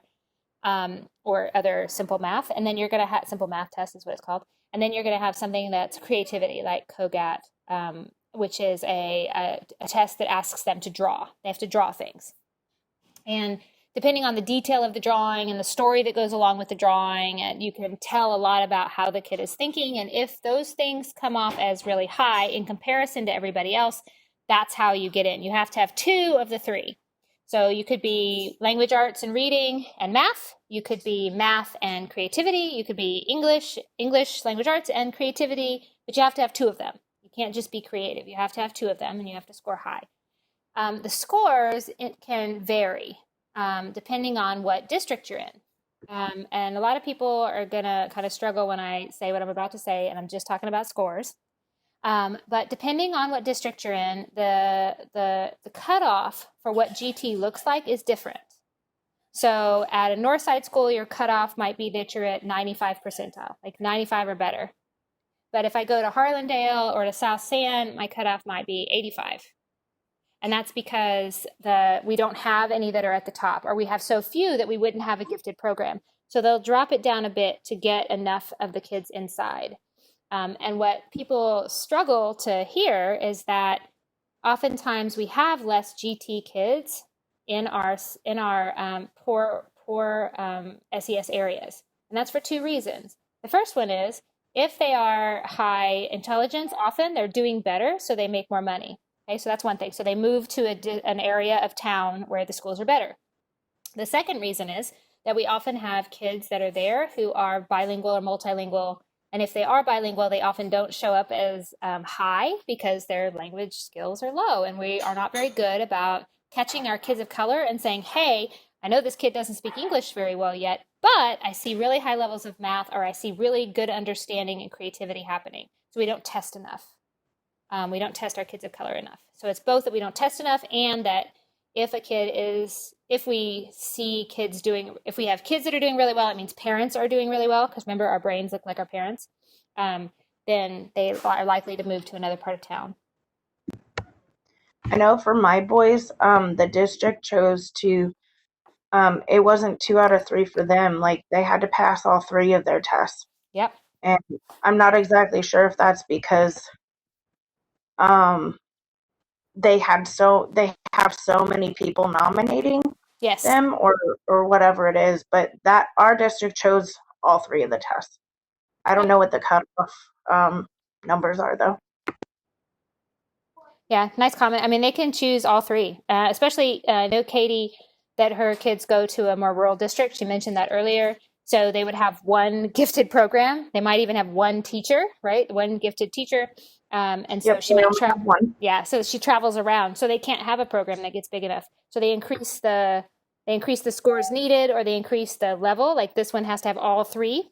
So I could be a kid who's really great at English language arts and creativity, but I'm awful at math. I'm not going to meet it because that teacher needs to have a certain number that she's able to handle as she meets with them 3 hours a week. Dr. Wilson, Mhm. for my son, he's in first grade. He was tested for GT this year, and all the testing was on computers. Mm-hmm. And that just, to me, I was like, well, he's 6 years old. For him to do a test on a computer, of course he's going to get bored, or of course he's going to. We've been fighting this, yeah. It was just weird to me, and he got very discouraged afterwards because he wasn't able to go back. Yeah, so they just started this last year, actually, not this school year, but the year before, where they were doing all of the kinder and third grade, because I told you they have to screen everybody, and then they do recommendation for it. So they'll come back and say, hey, Charlene looks like she was pretty high on the screener. What do you guys think? And then teachers can nominate or do checklists and stuff. So they tried to they did it on the computer because they didn't want people to actually have to grade real drawings and real work. They felt like the reliability, remember we talked about inter-rater reliability, they felt like the reliability of the computer to generate ABCD answers was going to be better than individuals like myself grading based on strokes on the page, or actually looking at how the kid answered the math problem, not just that the problem had the right answer, but how they went about answering it, right? Drawing pictures, using algorithms, what did they do? So that's why they did it. I would agree with you. I don't like it. I don't like iStation either. If we had another couple times, we would talk about iStation data only if I was face to face with you, but we would take a look at it. And iStation data where kids just hit enter when they're reading and they just hit enter is so degrading. At first it sounds real fun, and then they're like so over it, especially our kids that struggle. They get so bored with it. They don't care. And it's hard for little kids. I mean, they're 6. They're 6. It's not. I don't like it. But they didn't ask me. It's so crazy. Thank you. I think we're going to see more and more computer generated curriculum and testing happening, even for you guys that are going to be testing for your certification, maybe by the end of it next year. We've already been talking about what's going to happen to you guys. I know you guys have, some of you have gone to forums where they're starting to talk about it. What do we do? Like, we can graduate you and you'll finish and you graduate, but if you can't certify, what do we do? Like, what are you going to do? And so, because you can't take a test if Pearson didn't open the tests. And I think they are going to do some emergency provisionary certificates for people who graduate but haven't been able to take the test. So if you're graduating, you're going to student teaching, say in the fall. If they haven't figured out what to do in terms of the testing, they'll do a year-long provisionary certificate, and then you'll take the test within that year. So they will have the test open by the time most of you are ready to graduate, but you're going to be socially distanced out in the middle of a field somewhere. I don't know. There's still going to be a lot of social distancing protocol. And what it means for us as we're starting the fall with these little kids, and what it means for you in terms of your field base, I think is going to be, it's a lot of work that we're trying to get our state to understand about kids and learning and development that your state legislators do not understand. They're like, just put it online. They're 6. They'll just, make sure that the kids get online every day. How do you suppose we do that when they're out and they don't have access to getting online? What is it that you plan on doing? Right now in SAISD, about 50% of the kids in every class have not checked in since the virus happened, since we didn't have school. So the second week after spring break, they have not ever logged in. 50%. So that means we're losing 50% of the kids in SAISD. It's not as bad in Northside and Northeast. They're at like 78, 75, 78% that are showing up, but 50%. So that means if we do open in the fall, there's going to be some big drag happening, because I don't know. I think it's really hard to imagine teaching a 6-year-old or a 7-year-old or a dyslexic 8-year-old online. I think it's really difficult, and the support at home would have to be tremendous. And a lot of our parents, they're busy and anxious, and we're overwhelmed, guys. You guys are overwhelmed. I know you are. And if I ever come off as a heartless professor, I'm not heartless. I do not change my rigor with you guys. When you exit, you will have done what you needed to do in this class, and I will be able to write recommendations for you guys, and I will know your work. But I also know, man, this is a very stressful time. And even if you don't feel stressed, you're stressed. Your sleeping is probably different. Your eating is different. Your ability to concentrate is different. Pull out this reading problems textbook, this beautiful, amazing reading problems textbook that, I sit here in my house reading all the time. Pull it out and start to read it tonight and see how long you last before you fall asleep. And then we'll see how much your comprehension or concentration is changing as a result of the stress that you're just living day to day.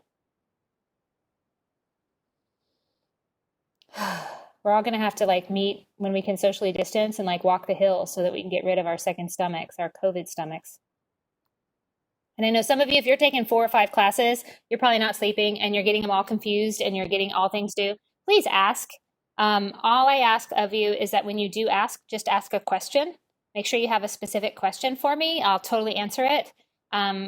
Questions like, I don't understand anything I'm doing, or I don't get it. I don't know how to answer that. But ask me something specific. And if you need something specific, especially as I put up in the next day or so, I'll put up what I'm going to do for the final exam.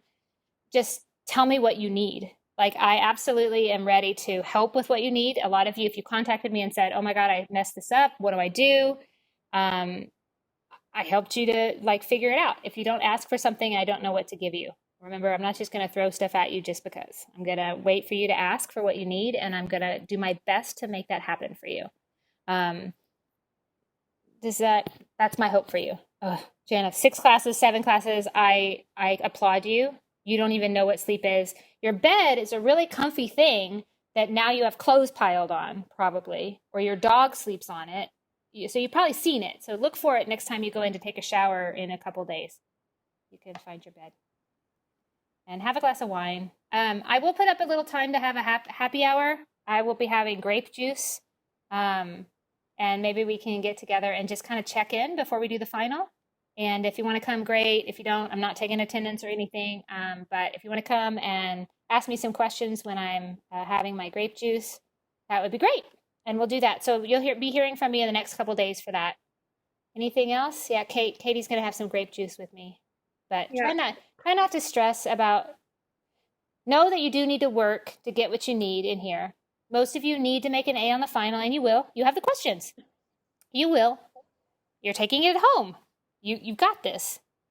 Do your best writing. Make sure you have somebody edit your writing. Don't turn in unprofessional writing. That's the quickest way to have it go like this. It's not even just your content. It's incomplete sentences and messed up words and stuff like that.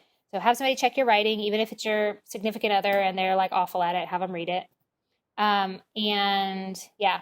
Oh, somebody asked about an MP4. That's just a video. Whatever you save your video as. You can do it any way you want to. Some of you are doing a podcast, a wave. That's fine. So I won't have video. Some of you are going to do a PowerPoint, which is cool. Have a couple slides or something and then talk through the questions. That's fine. Some of you just are doing a video like me sitting here talking and blah, blah, blah, blah, for about 2 or 3 minutes. Great. Just, yeah, that's it. And that should be good. So the final is worth 30 points. Dr. Wilson, I'm a little stuck on the, what is that? On number 4 on the writing workshop thing where it talks about the process. How far do you want us to go in the process? I mean, I know the book's all about how it works, but are you wanting me to like, okay, I'm in the classroom and this is how I'm gonna do it in the No, school no. You district? don't have to do that. You don't have to do that. Hope you do that as you read the book when you're getting ready to say to your cooperating teacher, "Hey, I want to try this." You'll go back to this book. No, so number 4 asks about you're talking about on the Writer's Workshop book, right?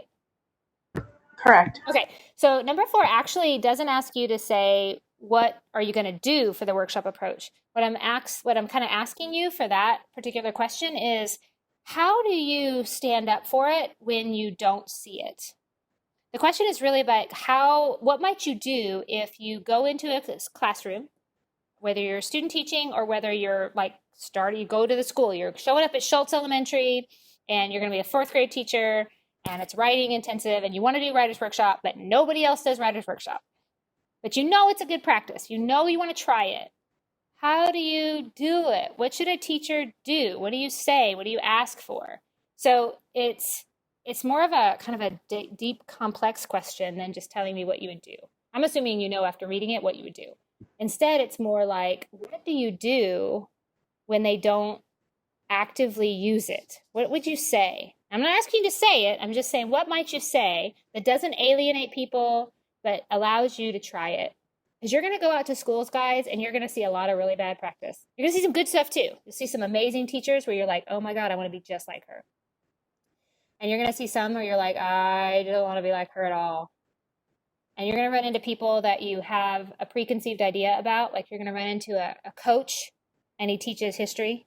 And you're like, he's probably awful because he's a coach. And then you're like, oh my God, he's amazeballs. He's great. So you're going to have all of those feelings. But a lot of what you're going to see is not what you learned in college as best practice. You're not going to see a ton of centers and you're not going to see kids doing developmental writing and spelling. You're not going to see, but those are good things to see. So if you know that you want to try it, and basically I'm telling you, like pretend that you want to do workshop in your school, in your classroom, and what you're seeing out in the school does not really promote it. What would you do? What would you say? How might you go about it? There's no right or wrong. Just attempt to come up with what you might say. What thoughts are going to run through your head, what your worries are, what you might ask for. Why is it important for you to ask for it, to try? Thank you. That helps. Yeah, YouTube is fine. If you can send me the link. You don't have to make it available for everybody. You can make it private. So any of you that are worried, like I don't really want, you can do it that way. Those of you that have a Digication, that's another thing you're gonna get an email about. Those of you that have Digication, you need to upload your case study reports, the 3 reports that you wrote. You're gonna upload those into Digication, but you can also upload the video into Digication if you want to. And then send me the link to your Digication. Include me as one of your readers of your Digication. If you don't know what Digication is, don't worry about it right now. But if you have done Digication through JagTrax or something like that, then you can put it there. Most of your videos will be too long to send me an email. They're just too long. Even the WAV files in general are too long. So you've got a couple different options. You can put it up on YouTube, which I do because even Blackboard is too small to hold video. Like even though they're telling us videotape your class, they actually can't seem to keep it all into our Blackboard files. So putting it up on YouTube or another sort of TeacherTube or something like that, there's one called TeacherTube as well. Fine. You can save it onto an MP4 and put it in some other way for me to access it. Email's probably not going to work though. I've had people, drive by my house within the little thumb drive and like drop it off. I don't care how I get it. Let me know if you're having trouble getting it to me. But you need to save it somewhere and get it to me. Put it up in Digication. Send me the link to your Digication. Allow me as a user, and I can grade it in there. It's not going to allow you to upload them in Blackboard though, because Blackboard is so full. Not just my Blackboard. Blackboard as the platform, we don't have enough space to put all those videos in there. They have to be links.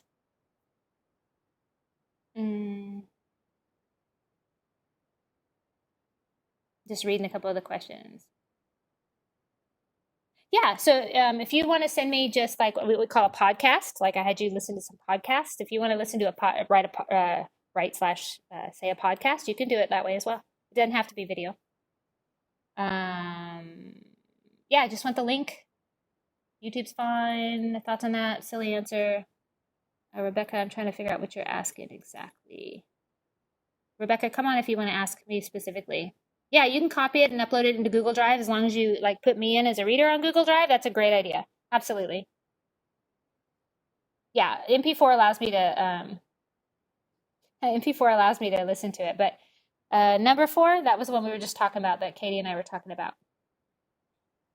No, you just have to you do have to save it in a format, and MP4 is the one that every computer can read, and I have a Mac, so it's got to be something that I can read. So I don't want to have to chase you down, which is why MP4 works the best. MP4 works the best. MP3 can be converted to an MP4. If I have to come find you, it makes me mad.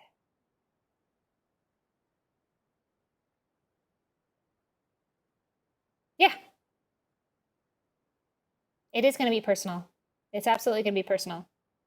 The number 4 on the writer's workshop, yeah, I mean, how I'm going to approach it is going to be different than how Rebecca is going to approach it. It's going to be different than how Stephen approaches it. It's absolutely going to be a little bit of, I'm pretty straightforward, but I try to be compassionate. Like I'm sort of funny, but I'm serious. So I'm going to come from a sort of funny but serious, like I really want to do this, but sort of funny. You might have something that's more professional, more a little less straightforward, but like, can I just try it? More conversational. You can come at it any way you want to. What would you say? What might you ask for? Like you might ask for just support for you trying it. As a new teacher, you really want to try this. And how can they support you? Well, just support me by knowing that I'm trying really hard to get my writing up. And guys, I'm promising you, I promise, you know where to find me. I work here. You'll be able to find me. I'm not leaving for Liberia and anytime soon because we got COVID there too. So you know where to find me. So if you're teaching, even in a year, you know where I am. So I might be in my little camper, but you have my email and you have my cell number. My cell number has been the same for 20 years. So you find me and you say, Dr. Wilson, I have been doing writer's workshop and you are crazy. It doesn't work. And I will say, tell me where you are. I'm coming to find you. We are going to make it work. It works. I promise you it works. I'm not teaching you something crappy. Oh, thanks, Gab. Great. I have a question for the writers workshop. So how do we engage our dyslexic and like English language learners and all of those in the writers workshop when we're trying to huddle those while we're also a first year teacher? Awesome. Or So second year teacher. yeah. So let me tell you my first couple ideas. The first thing I would tell you is teaching typing to kids, especially dyslexic kids, is a really great thing because getting from the processing that's going on in their head to their hand down on paper. Because remember, we know that dyslexia and dysgraphia are often comorbid. So you'll see that they're very slow and very particular and very complicated. Handwriting's often pretty bad. So that's a really difficult task. So teaching the letter correspondence on the typing pad is way better. So that can actually be an intervention. We don't see it as often because teachers often say things like, oh, well, everybody else will be jealous. No, this is what Jenny needs in order to participate in class. So that's one thing I would say is teach typing to the kids that are struggling with dyslexia. And that's true of bilingual kids too, because they see the letter and then they're able to press the letter as opposed to having to make the letter as they're writing it. Okay. So that's the first thing I would tell you. The second thing is that when you're meeting to have your conversations, your conferences with them, you're going to be a little bit more open on editing. So you're not always just fixing spelling, like don't always fix spelling with them. But the other thing you can do with them is have them tell you part of the story and you write it. And then they go and write some. Because remember, it's a difficult task. So they might only get 3 sentences down and they've been working on it for 20 minutes. And you're like, 3 sentences? Really? You call them, you write for them, and then they go and they do the next part. So that you're actually doing some of the writing so that they see it lengthening, they see success, because the teacher ultimately will never let me fail. That's what I tell kids. You will never publish something that I have not helped you to make beautiful. So at the very end, when they're getting ready for their final draft, and when they're little, I have them publish every week or 2 weeks. They definitely no, they don't last longer than that. They publish, even if it's short, they publish it. And before they publish it, even after I've worked with them, it's never perfect. So I'll go in and I'll fix it so it is perfect. So when they're reading it, even if they didn't always correct all the periods or they didn't fix all the spelling, they've worked hard, I'm going to fix it for them. So I let them know, I'm never going to let you go without it being great. So you got to trust me. I'm not going to let it happen. So do some writing for them, for your bilingual kids and for your dyslexic, or just you know that they're struggling. If they're struggling and they hate it, low motivation, do some writing for them. Give them a topic. The last thing I would say is send them to the library to pick out a book on a topic they're interested in, sharks. And when they get the pictures of the sharks, now go write about what you see. As soon as they do something like that or look up a picture online, okay, describe it, they're all in, at least for a little while. Thank you. Sure. Okay, so I have another question about how to focus your mini lessons. Okay, so my understanding is that the workshop is to do your mini lessons kind of based off your conferences that you're having with the kids, and then do the mini lessons to kind of help the general population of your classroom.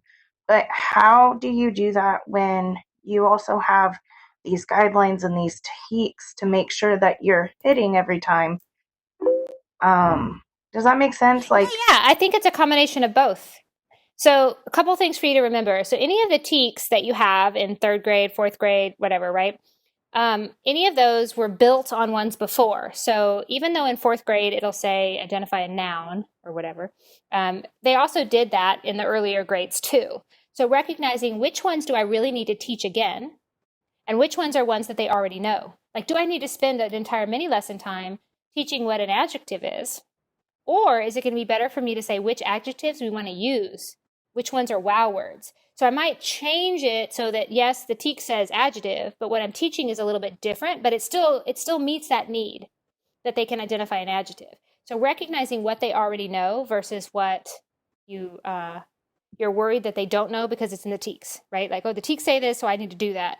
Well, yes, but they might already be able to do that, so you might need to like teach a little higher. The second thing I was also sorry. No, go ahead. Go ahead. I was also thinking about like how you're supposed to, because when I was in Somerset, they sat there and they checked off every TEK that they used, and I'm thinking like, okay, I'm sitting here having to go through every TEK and be like, TEKs, how do you do that with the writer's workshop? Do you have to sit there and go through their work and highlight, oh, look, they got their capital and they got their period and they got their adjectives? Nope. You just have to say that you taught it and that they did it. So if you did a mini lesson on adjectives, that's you check it off, boop. Okay. Kids who need additional, like let's say you teach a little bit of adjectives, then you're noticing when you're conferencing with them, like there's several of them, there's 3 or 4 of them that still are struggling to use high-level adjectives. They're always using said and ran and, right, they're like, or I'm sorry, let me give you not verbs, let me give you adjectives. So they're always using colors, like they're always yellow, blue, and there's nothing else to describe it, only colors. So you're recognizing that they don't have a big vocabulary within adjectives to know what to use. So you might call them over in a small group during that time and say, hey, we're going to do adjectives a little bit more. But all you got to do is say that you've taught it, what date you taught it, and what you taught. So you say, taught it, writer's workshop, adjectives, couple examples, then the date. That's what it is. That's it. So if you're sitting in a big group and you're like, okay, well, here's my lesson plan. This is what I was doing. Writer's workshop, this day is where I taught adjective, right here. This was Tuesday. So my teacher across the hall who's doing the worksheet on adjectives, she's doing adjectives. I'm doing adjectives too. I'm just doing it and I know what the kids need because I've looked at their writing and I see them writing every day. I know the kinds of things. And I might also be like, okay, well, so guys, we've been talking about words and word choices. So today I just want to remind you about adjectives. So remember our story here? This is our Rocket Reads, and I'm just going to pull it out and say, look, we're going to look for an adjective. So something that describes. Now remember, you don't have to do you're not going through the whole lesson cycle. You're not going, anybody know what an adjective is? If they know what it is, why are you teaching it? So don't ask them a question. Tell them, teach them. So an adjective is any word that describes. So let's look at some descriptive words. And I might pull out a word in here and I'll say, look, a delightful smell. What does that mean, delightful? Look at that big word. What a great word. Okay. Beautiful feathers. Which one's the adjective? Which one? Beautiful. What does that mean? Okay, so it's a way we describe a noun. And we're going to pull some out. We're going to close it. Most of the kids will already have it. The few that still need additional, you are pulling them over to the side. And if they're needing it in their writing, then you're going to teach it again. And you write it down. Katie needed extra work on adjectives. Awesome. Thank you. Sure.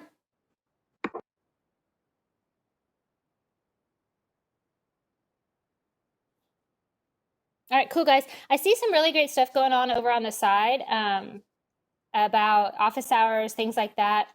And if you need additional office hours, I'll be there on Thursday. I'll be on Thursday hanging out 12 to 2 like I normally do. And I know that that's not best timing for everybody, especially if you have kids. I know that it's complicated when you get me. You can always send me text message or email, especially because it's easier to, format your emails if you have big things to ask me. But at this point, your data number 3 is due on Wednesday. That's that's the video part. Make sure you kind of take a look at the, although my dog wants to say hi. It's like if you have children, you should show me your children. And she knows about data point 3. This is Ruth Bader Ginsburg right here. All right, girlie, go down. Ah, Ruthie. So now I'll see if I can hear you guys. So just let me know what it is that you need. But at this point, you should have received grading for data point 1 and data point 2, unless you had something else going on for some reason that you contacted me about. Yeah, and study for the final, do your video and the writer's workshop, and that's it. That's it. You should kind of be ready this weekend to start working on your final exam. That would be, if I just had a goal as a student in this class, I would say, I'm going to bust out the video, because that's just a couple minutes. I'm going to bust out the video, writing down a couple bullets that I'm going to talk about. Bust out the video, upload that sucker. Then I'm going to turn around. I'm going to write the writer's workshop stuff. Couple pages, I'm done. Then I'm going to study for my final, get ready with my final. Talk to some people, make sure you grab somebody who's smart so you have questions for certainly by next week to ask me in our office hours, because you'll have the following week will be office hours only. Thanks, Rebecca. When's the final? Okay, so that's what I'm going to have to be telling you. So it's going to be that, let me pull up my calendar to look at the dates so I can tell you actual dates. So currently, where is my calendar on this bottom thing? Calendar, there you are. So currently your finals are scheduled for the 3rd week of May. Okay, that's when finals are supposed to be, that 3rd week of May. Today, our last class, technically the 28th. So next week is Cinco de Mayo. So this following week is where I should just be doing office hours, right? But what I guess I'm going to send, like I said, I'm going to send out a little note so that you can respond to it. But I was kind of thinking of doing office hours early in the week and having you take the final at the end of the week, so that you're kind of done that 2nd week of May. Anybody have any thoughts that you'd like to share out?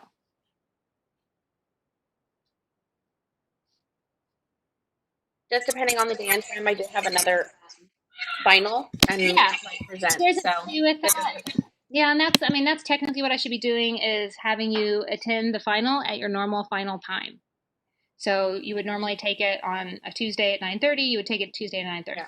But I don't think it works very well. So I'm going to probably open it, for a whole day. It could even be maybe that Saturday, and just open it, and I'll be in my room in and out, the whole day, kind of, so that you can ask questions and stuff. Something like that. I'll have a couple options, and then you can vote on the options. And if it doesn't work for you, you'll contact me, and I'll set up a special scenario for you. Okay. Yeah. All day Saturday sounds great. Yeah. Yeah. So that you can kind of make it through the week, and then you can find put your kids in. Oh, there's a cute kid. Charlene's got a cute kid on there. What's your name? And then Jackson. Ah, nice name, Jack. Like it. I've got some Jackson. That's a good name. Any game? Soccer? Baseball? I see basketball, soccer, and baseball. I played all of those sports. Oh, no, there's too much running in soccer. Too much running. My favorite's basketball and soccer. I used to love baseball. I like baseball. It's my favorite. I go and see the Missions, and I love the Rangers because my dad is from Dallas. My parents are from Dallas. We like the Rangers. I love baseball. So good luck. I hope you get to have a good summer where you get to play some baseball with friends. Yeah. All right. My birthday in the summer. Oh, even better. Nice, Jack. Awesome. Well, have fun with your classes. All right. People that are in my class, any other questions? I'll be sending that out this week, though. I will give you some options for the exam. Like, here's 3 options. Tell me which one works for you, and making a list and stuff.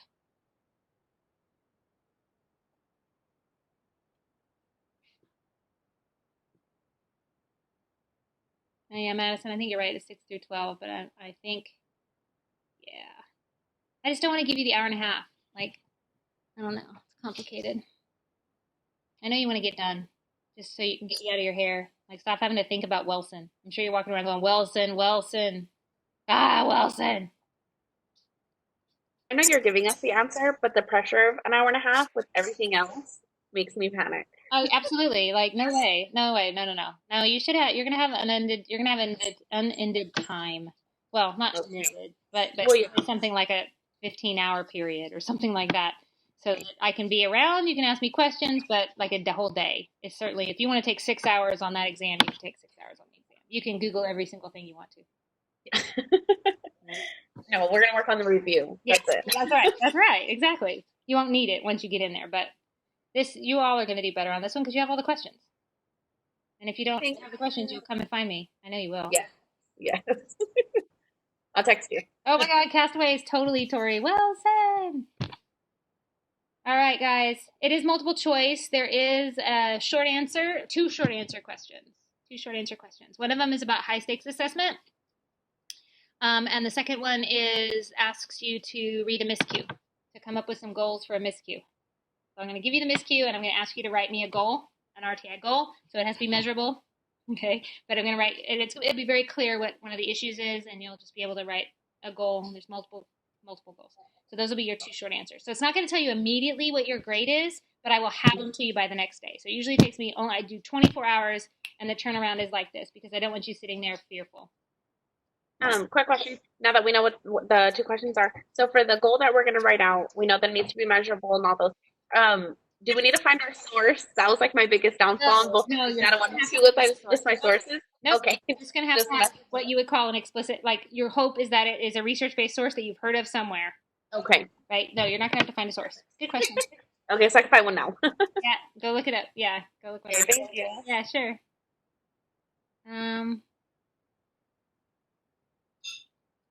You guys, there's measurable goals. Yes, I can give you examples. I can put them in here. But there's also measurable goals inside of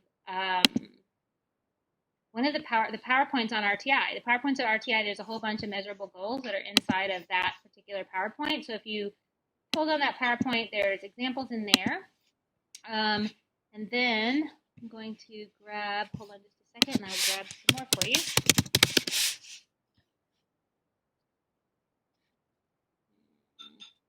Maybe I am. Yeah, where do I have some?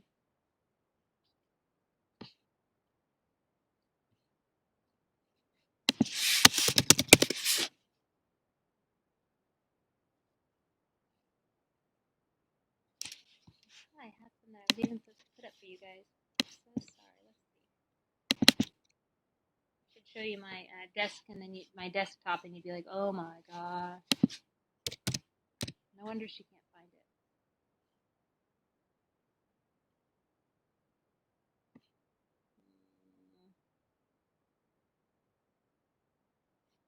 No.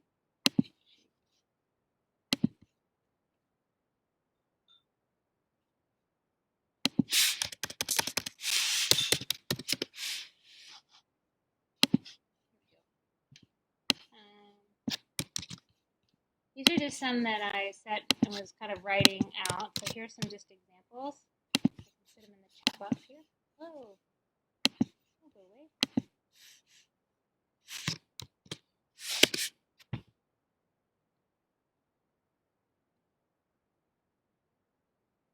You're welcome, Charlene. Go take Jack to bed. He's exhausted. He's got to play soccer. All right, I'll see you guys. I'm going to let you go too. I'll leave the room open for a little while if y'all want to write back and forth. Those are some examples of, yeah, Lorelai, you put up a really nice example too. Yours is actually better than some of the ones that I'm writing down here. Because I would say some of the ones that are down here are not very explicit. The better ones are more like what Lorelai has, that are a little bit more explicit. There's lots of ways to write them. Don't assume that that mine's the best way. Just those are some of the ways. A little bit more explicit, even better. And check the PowerPoint in order to see some additional examples.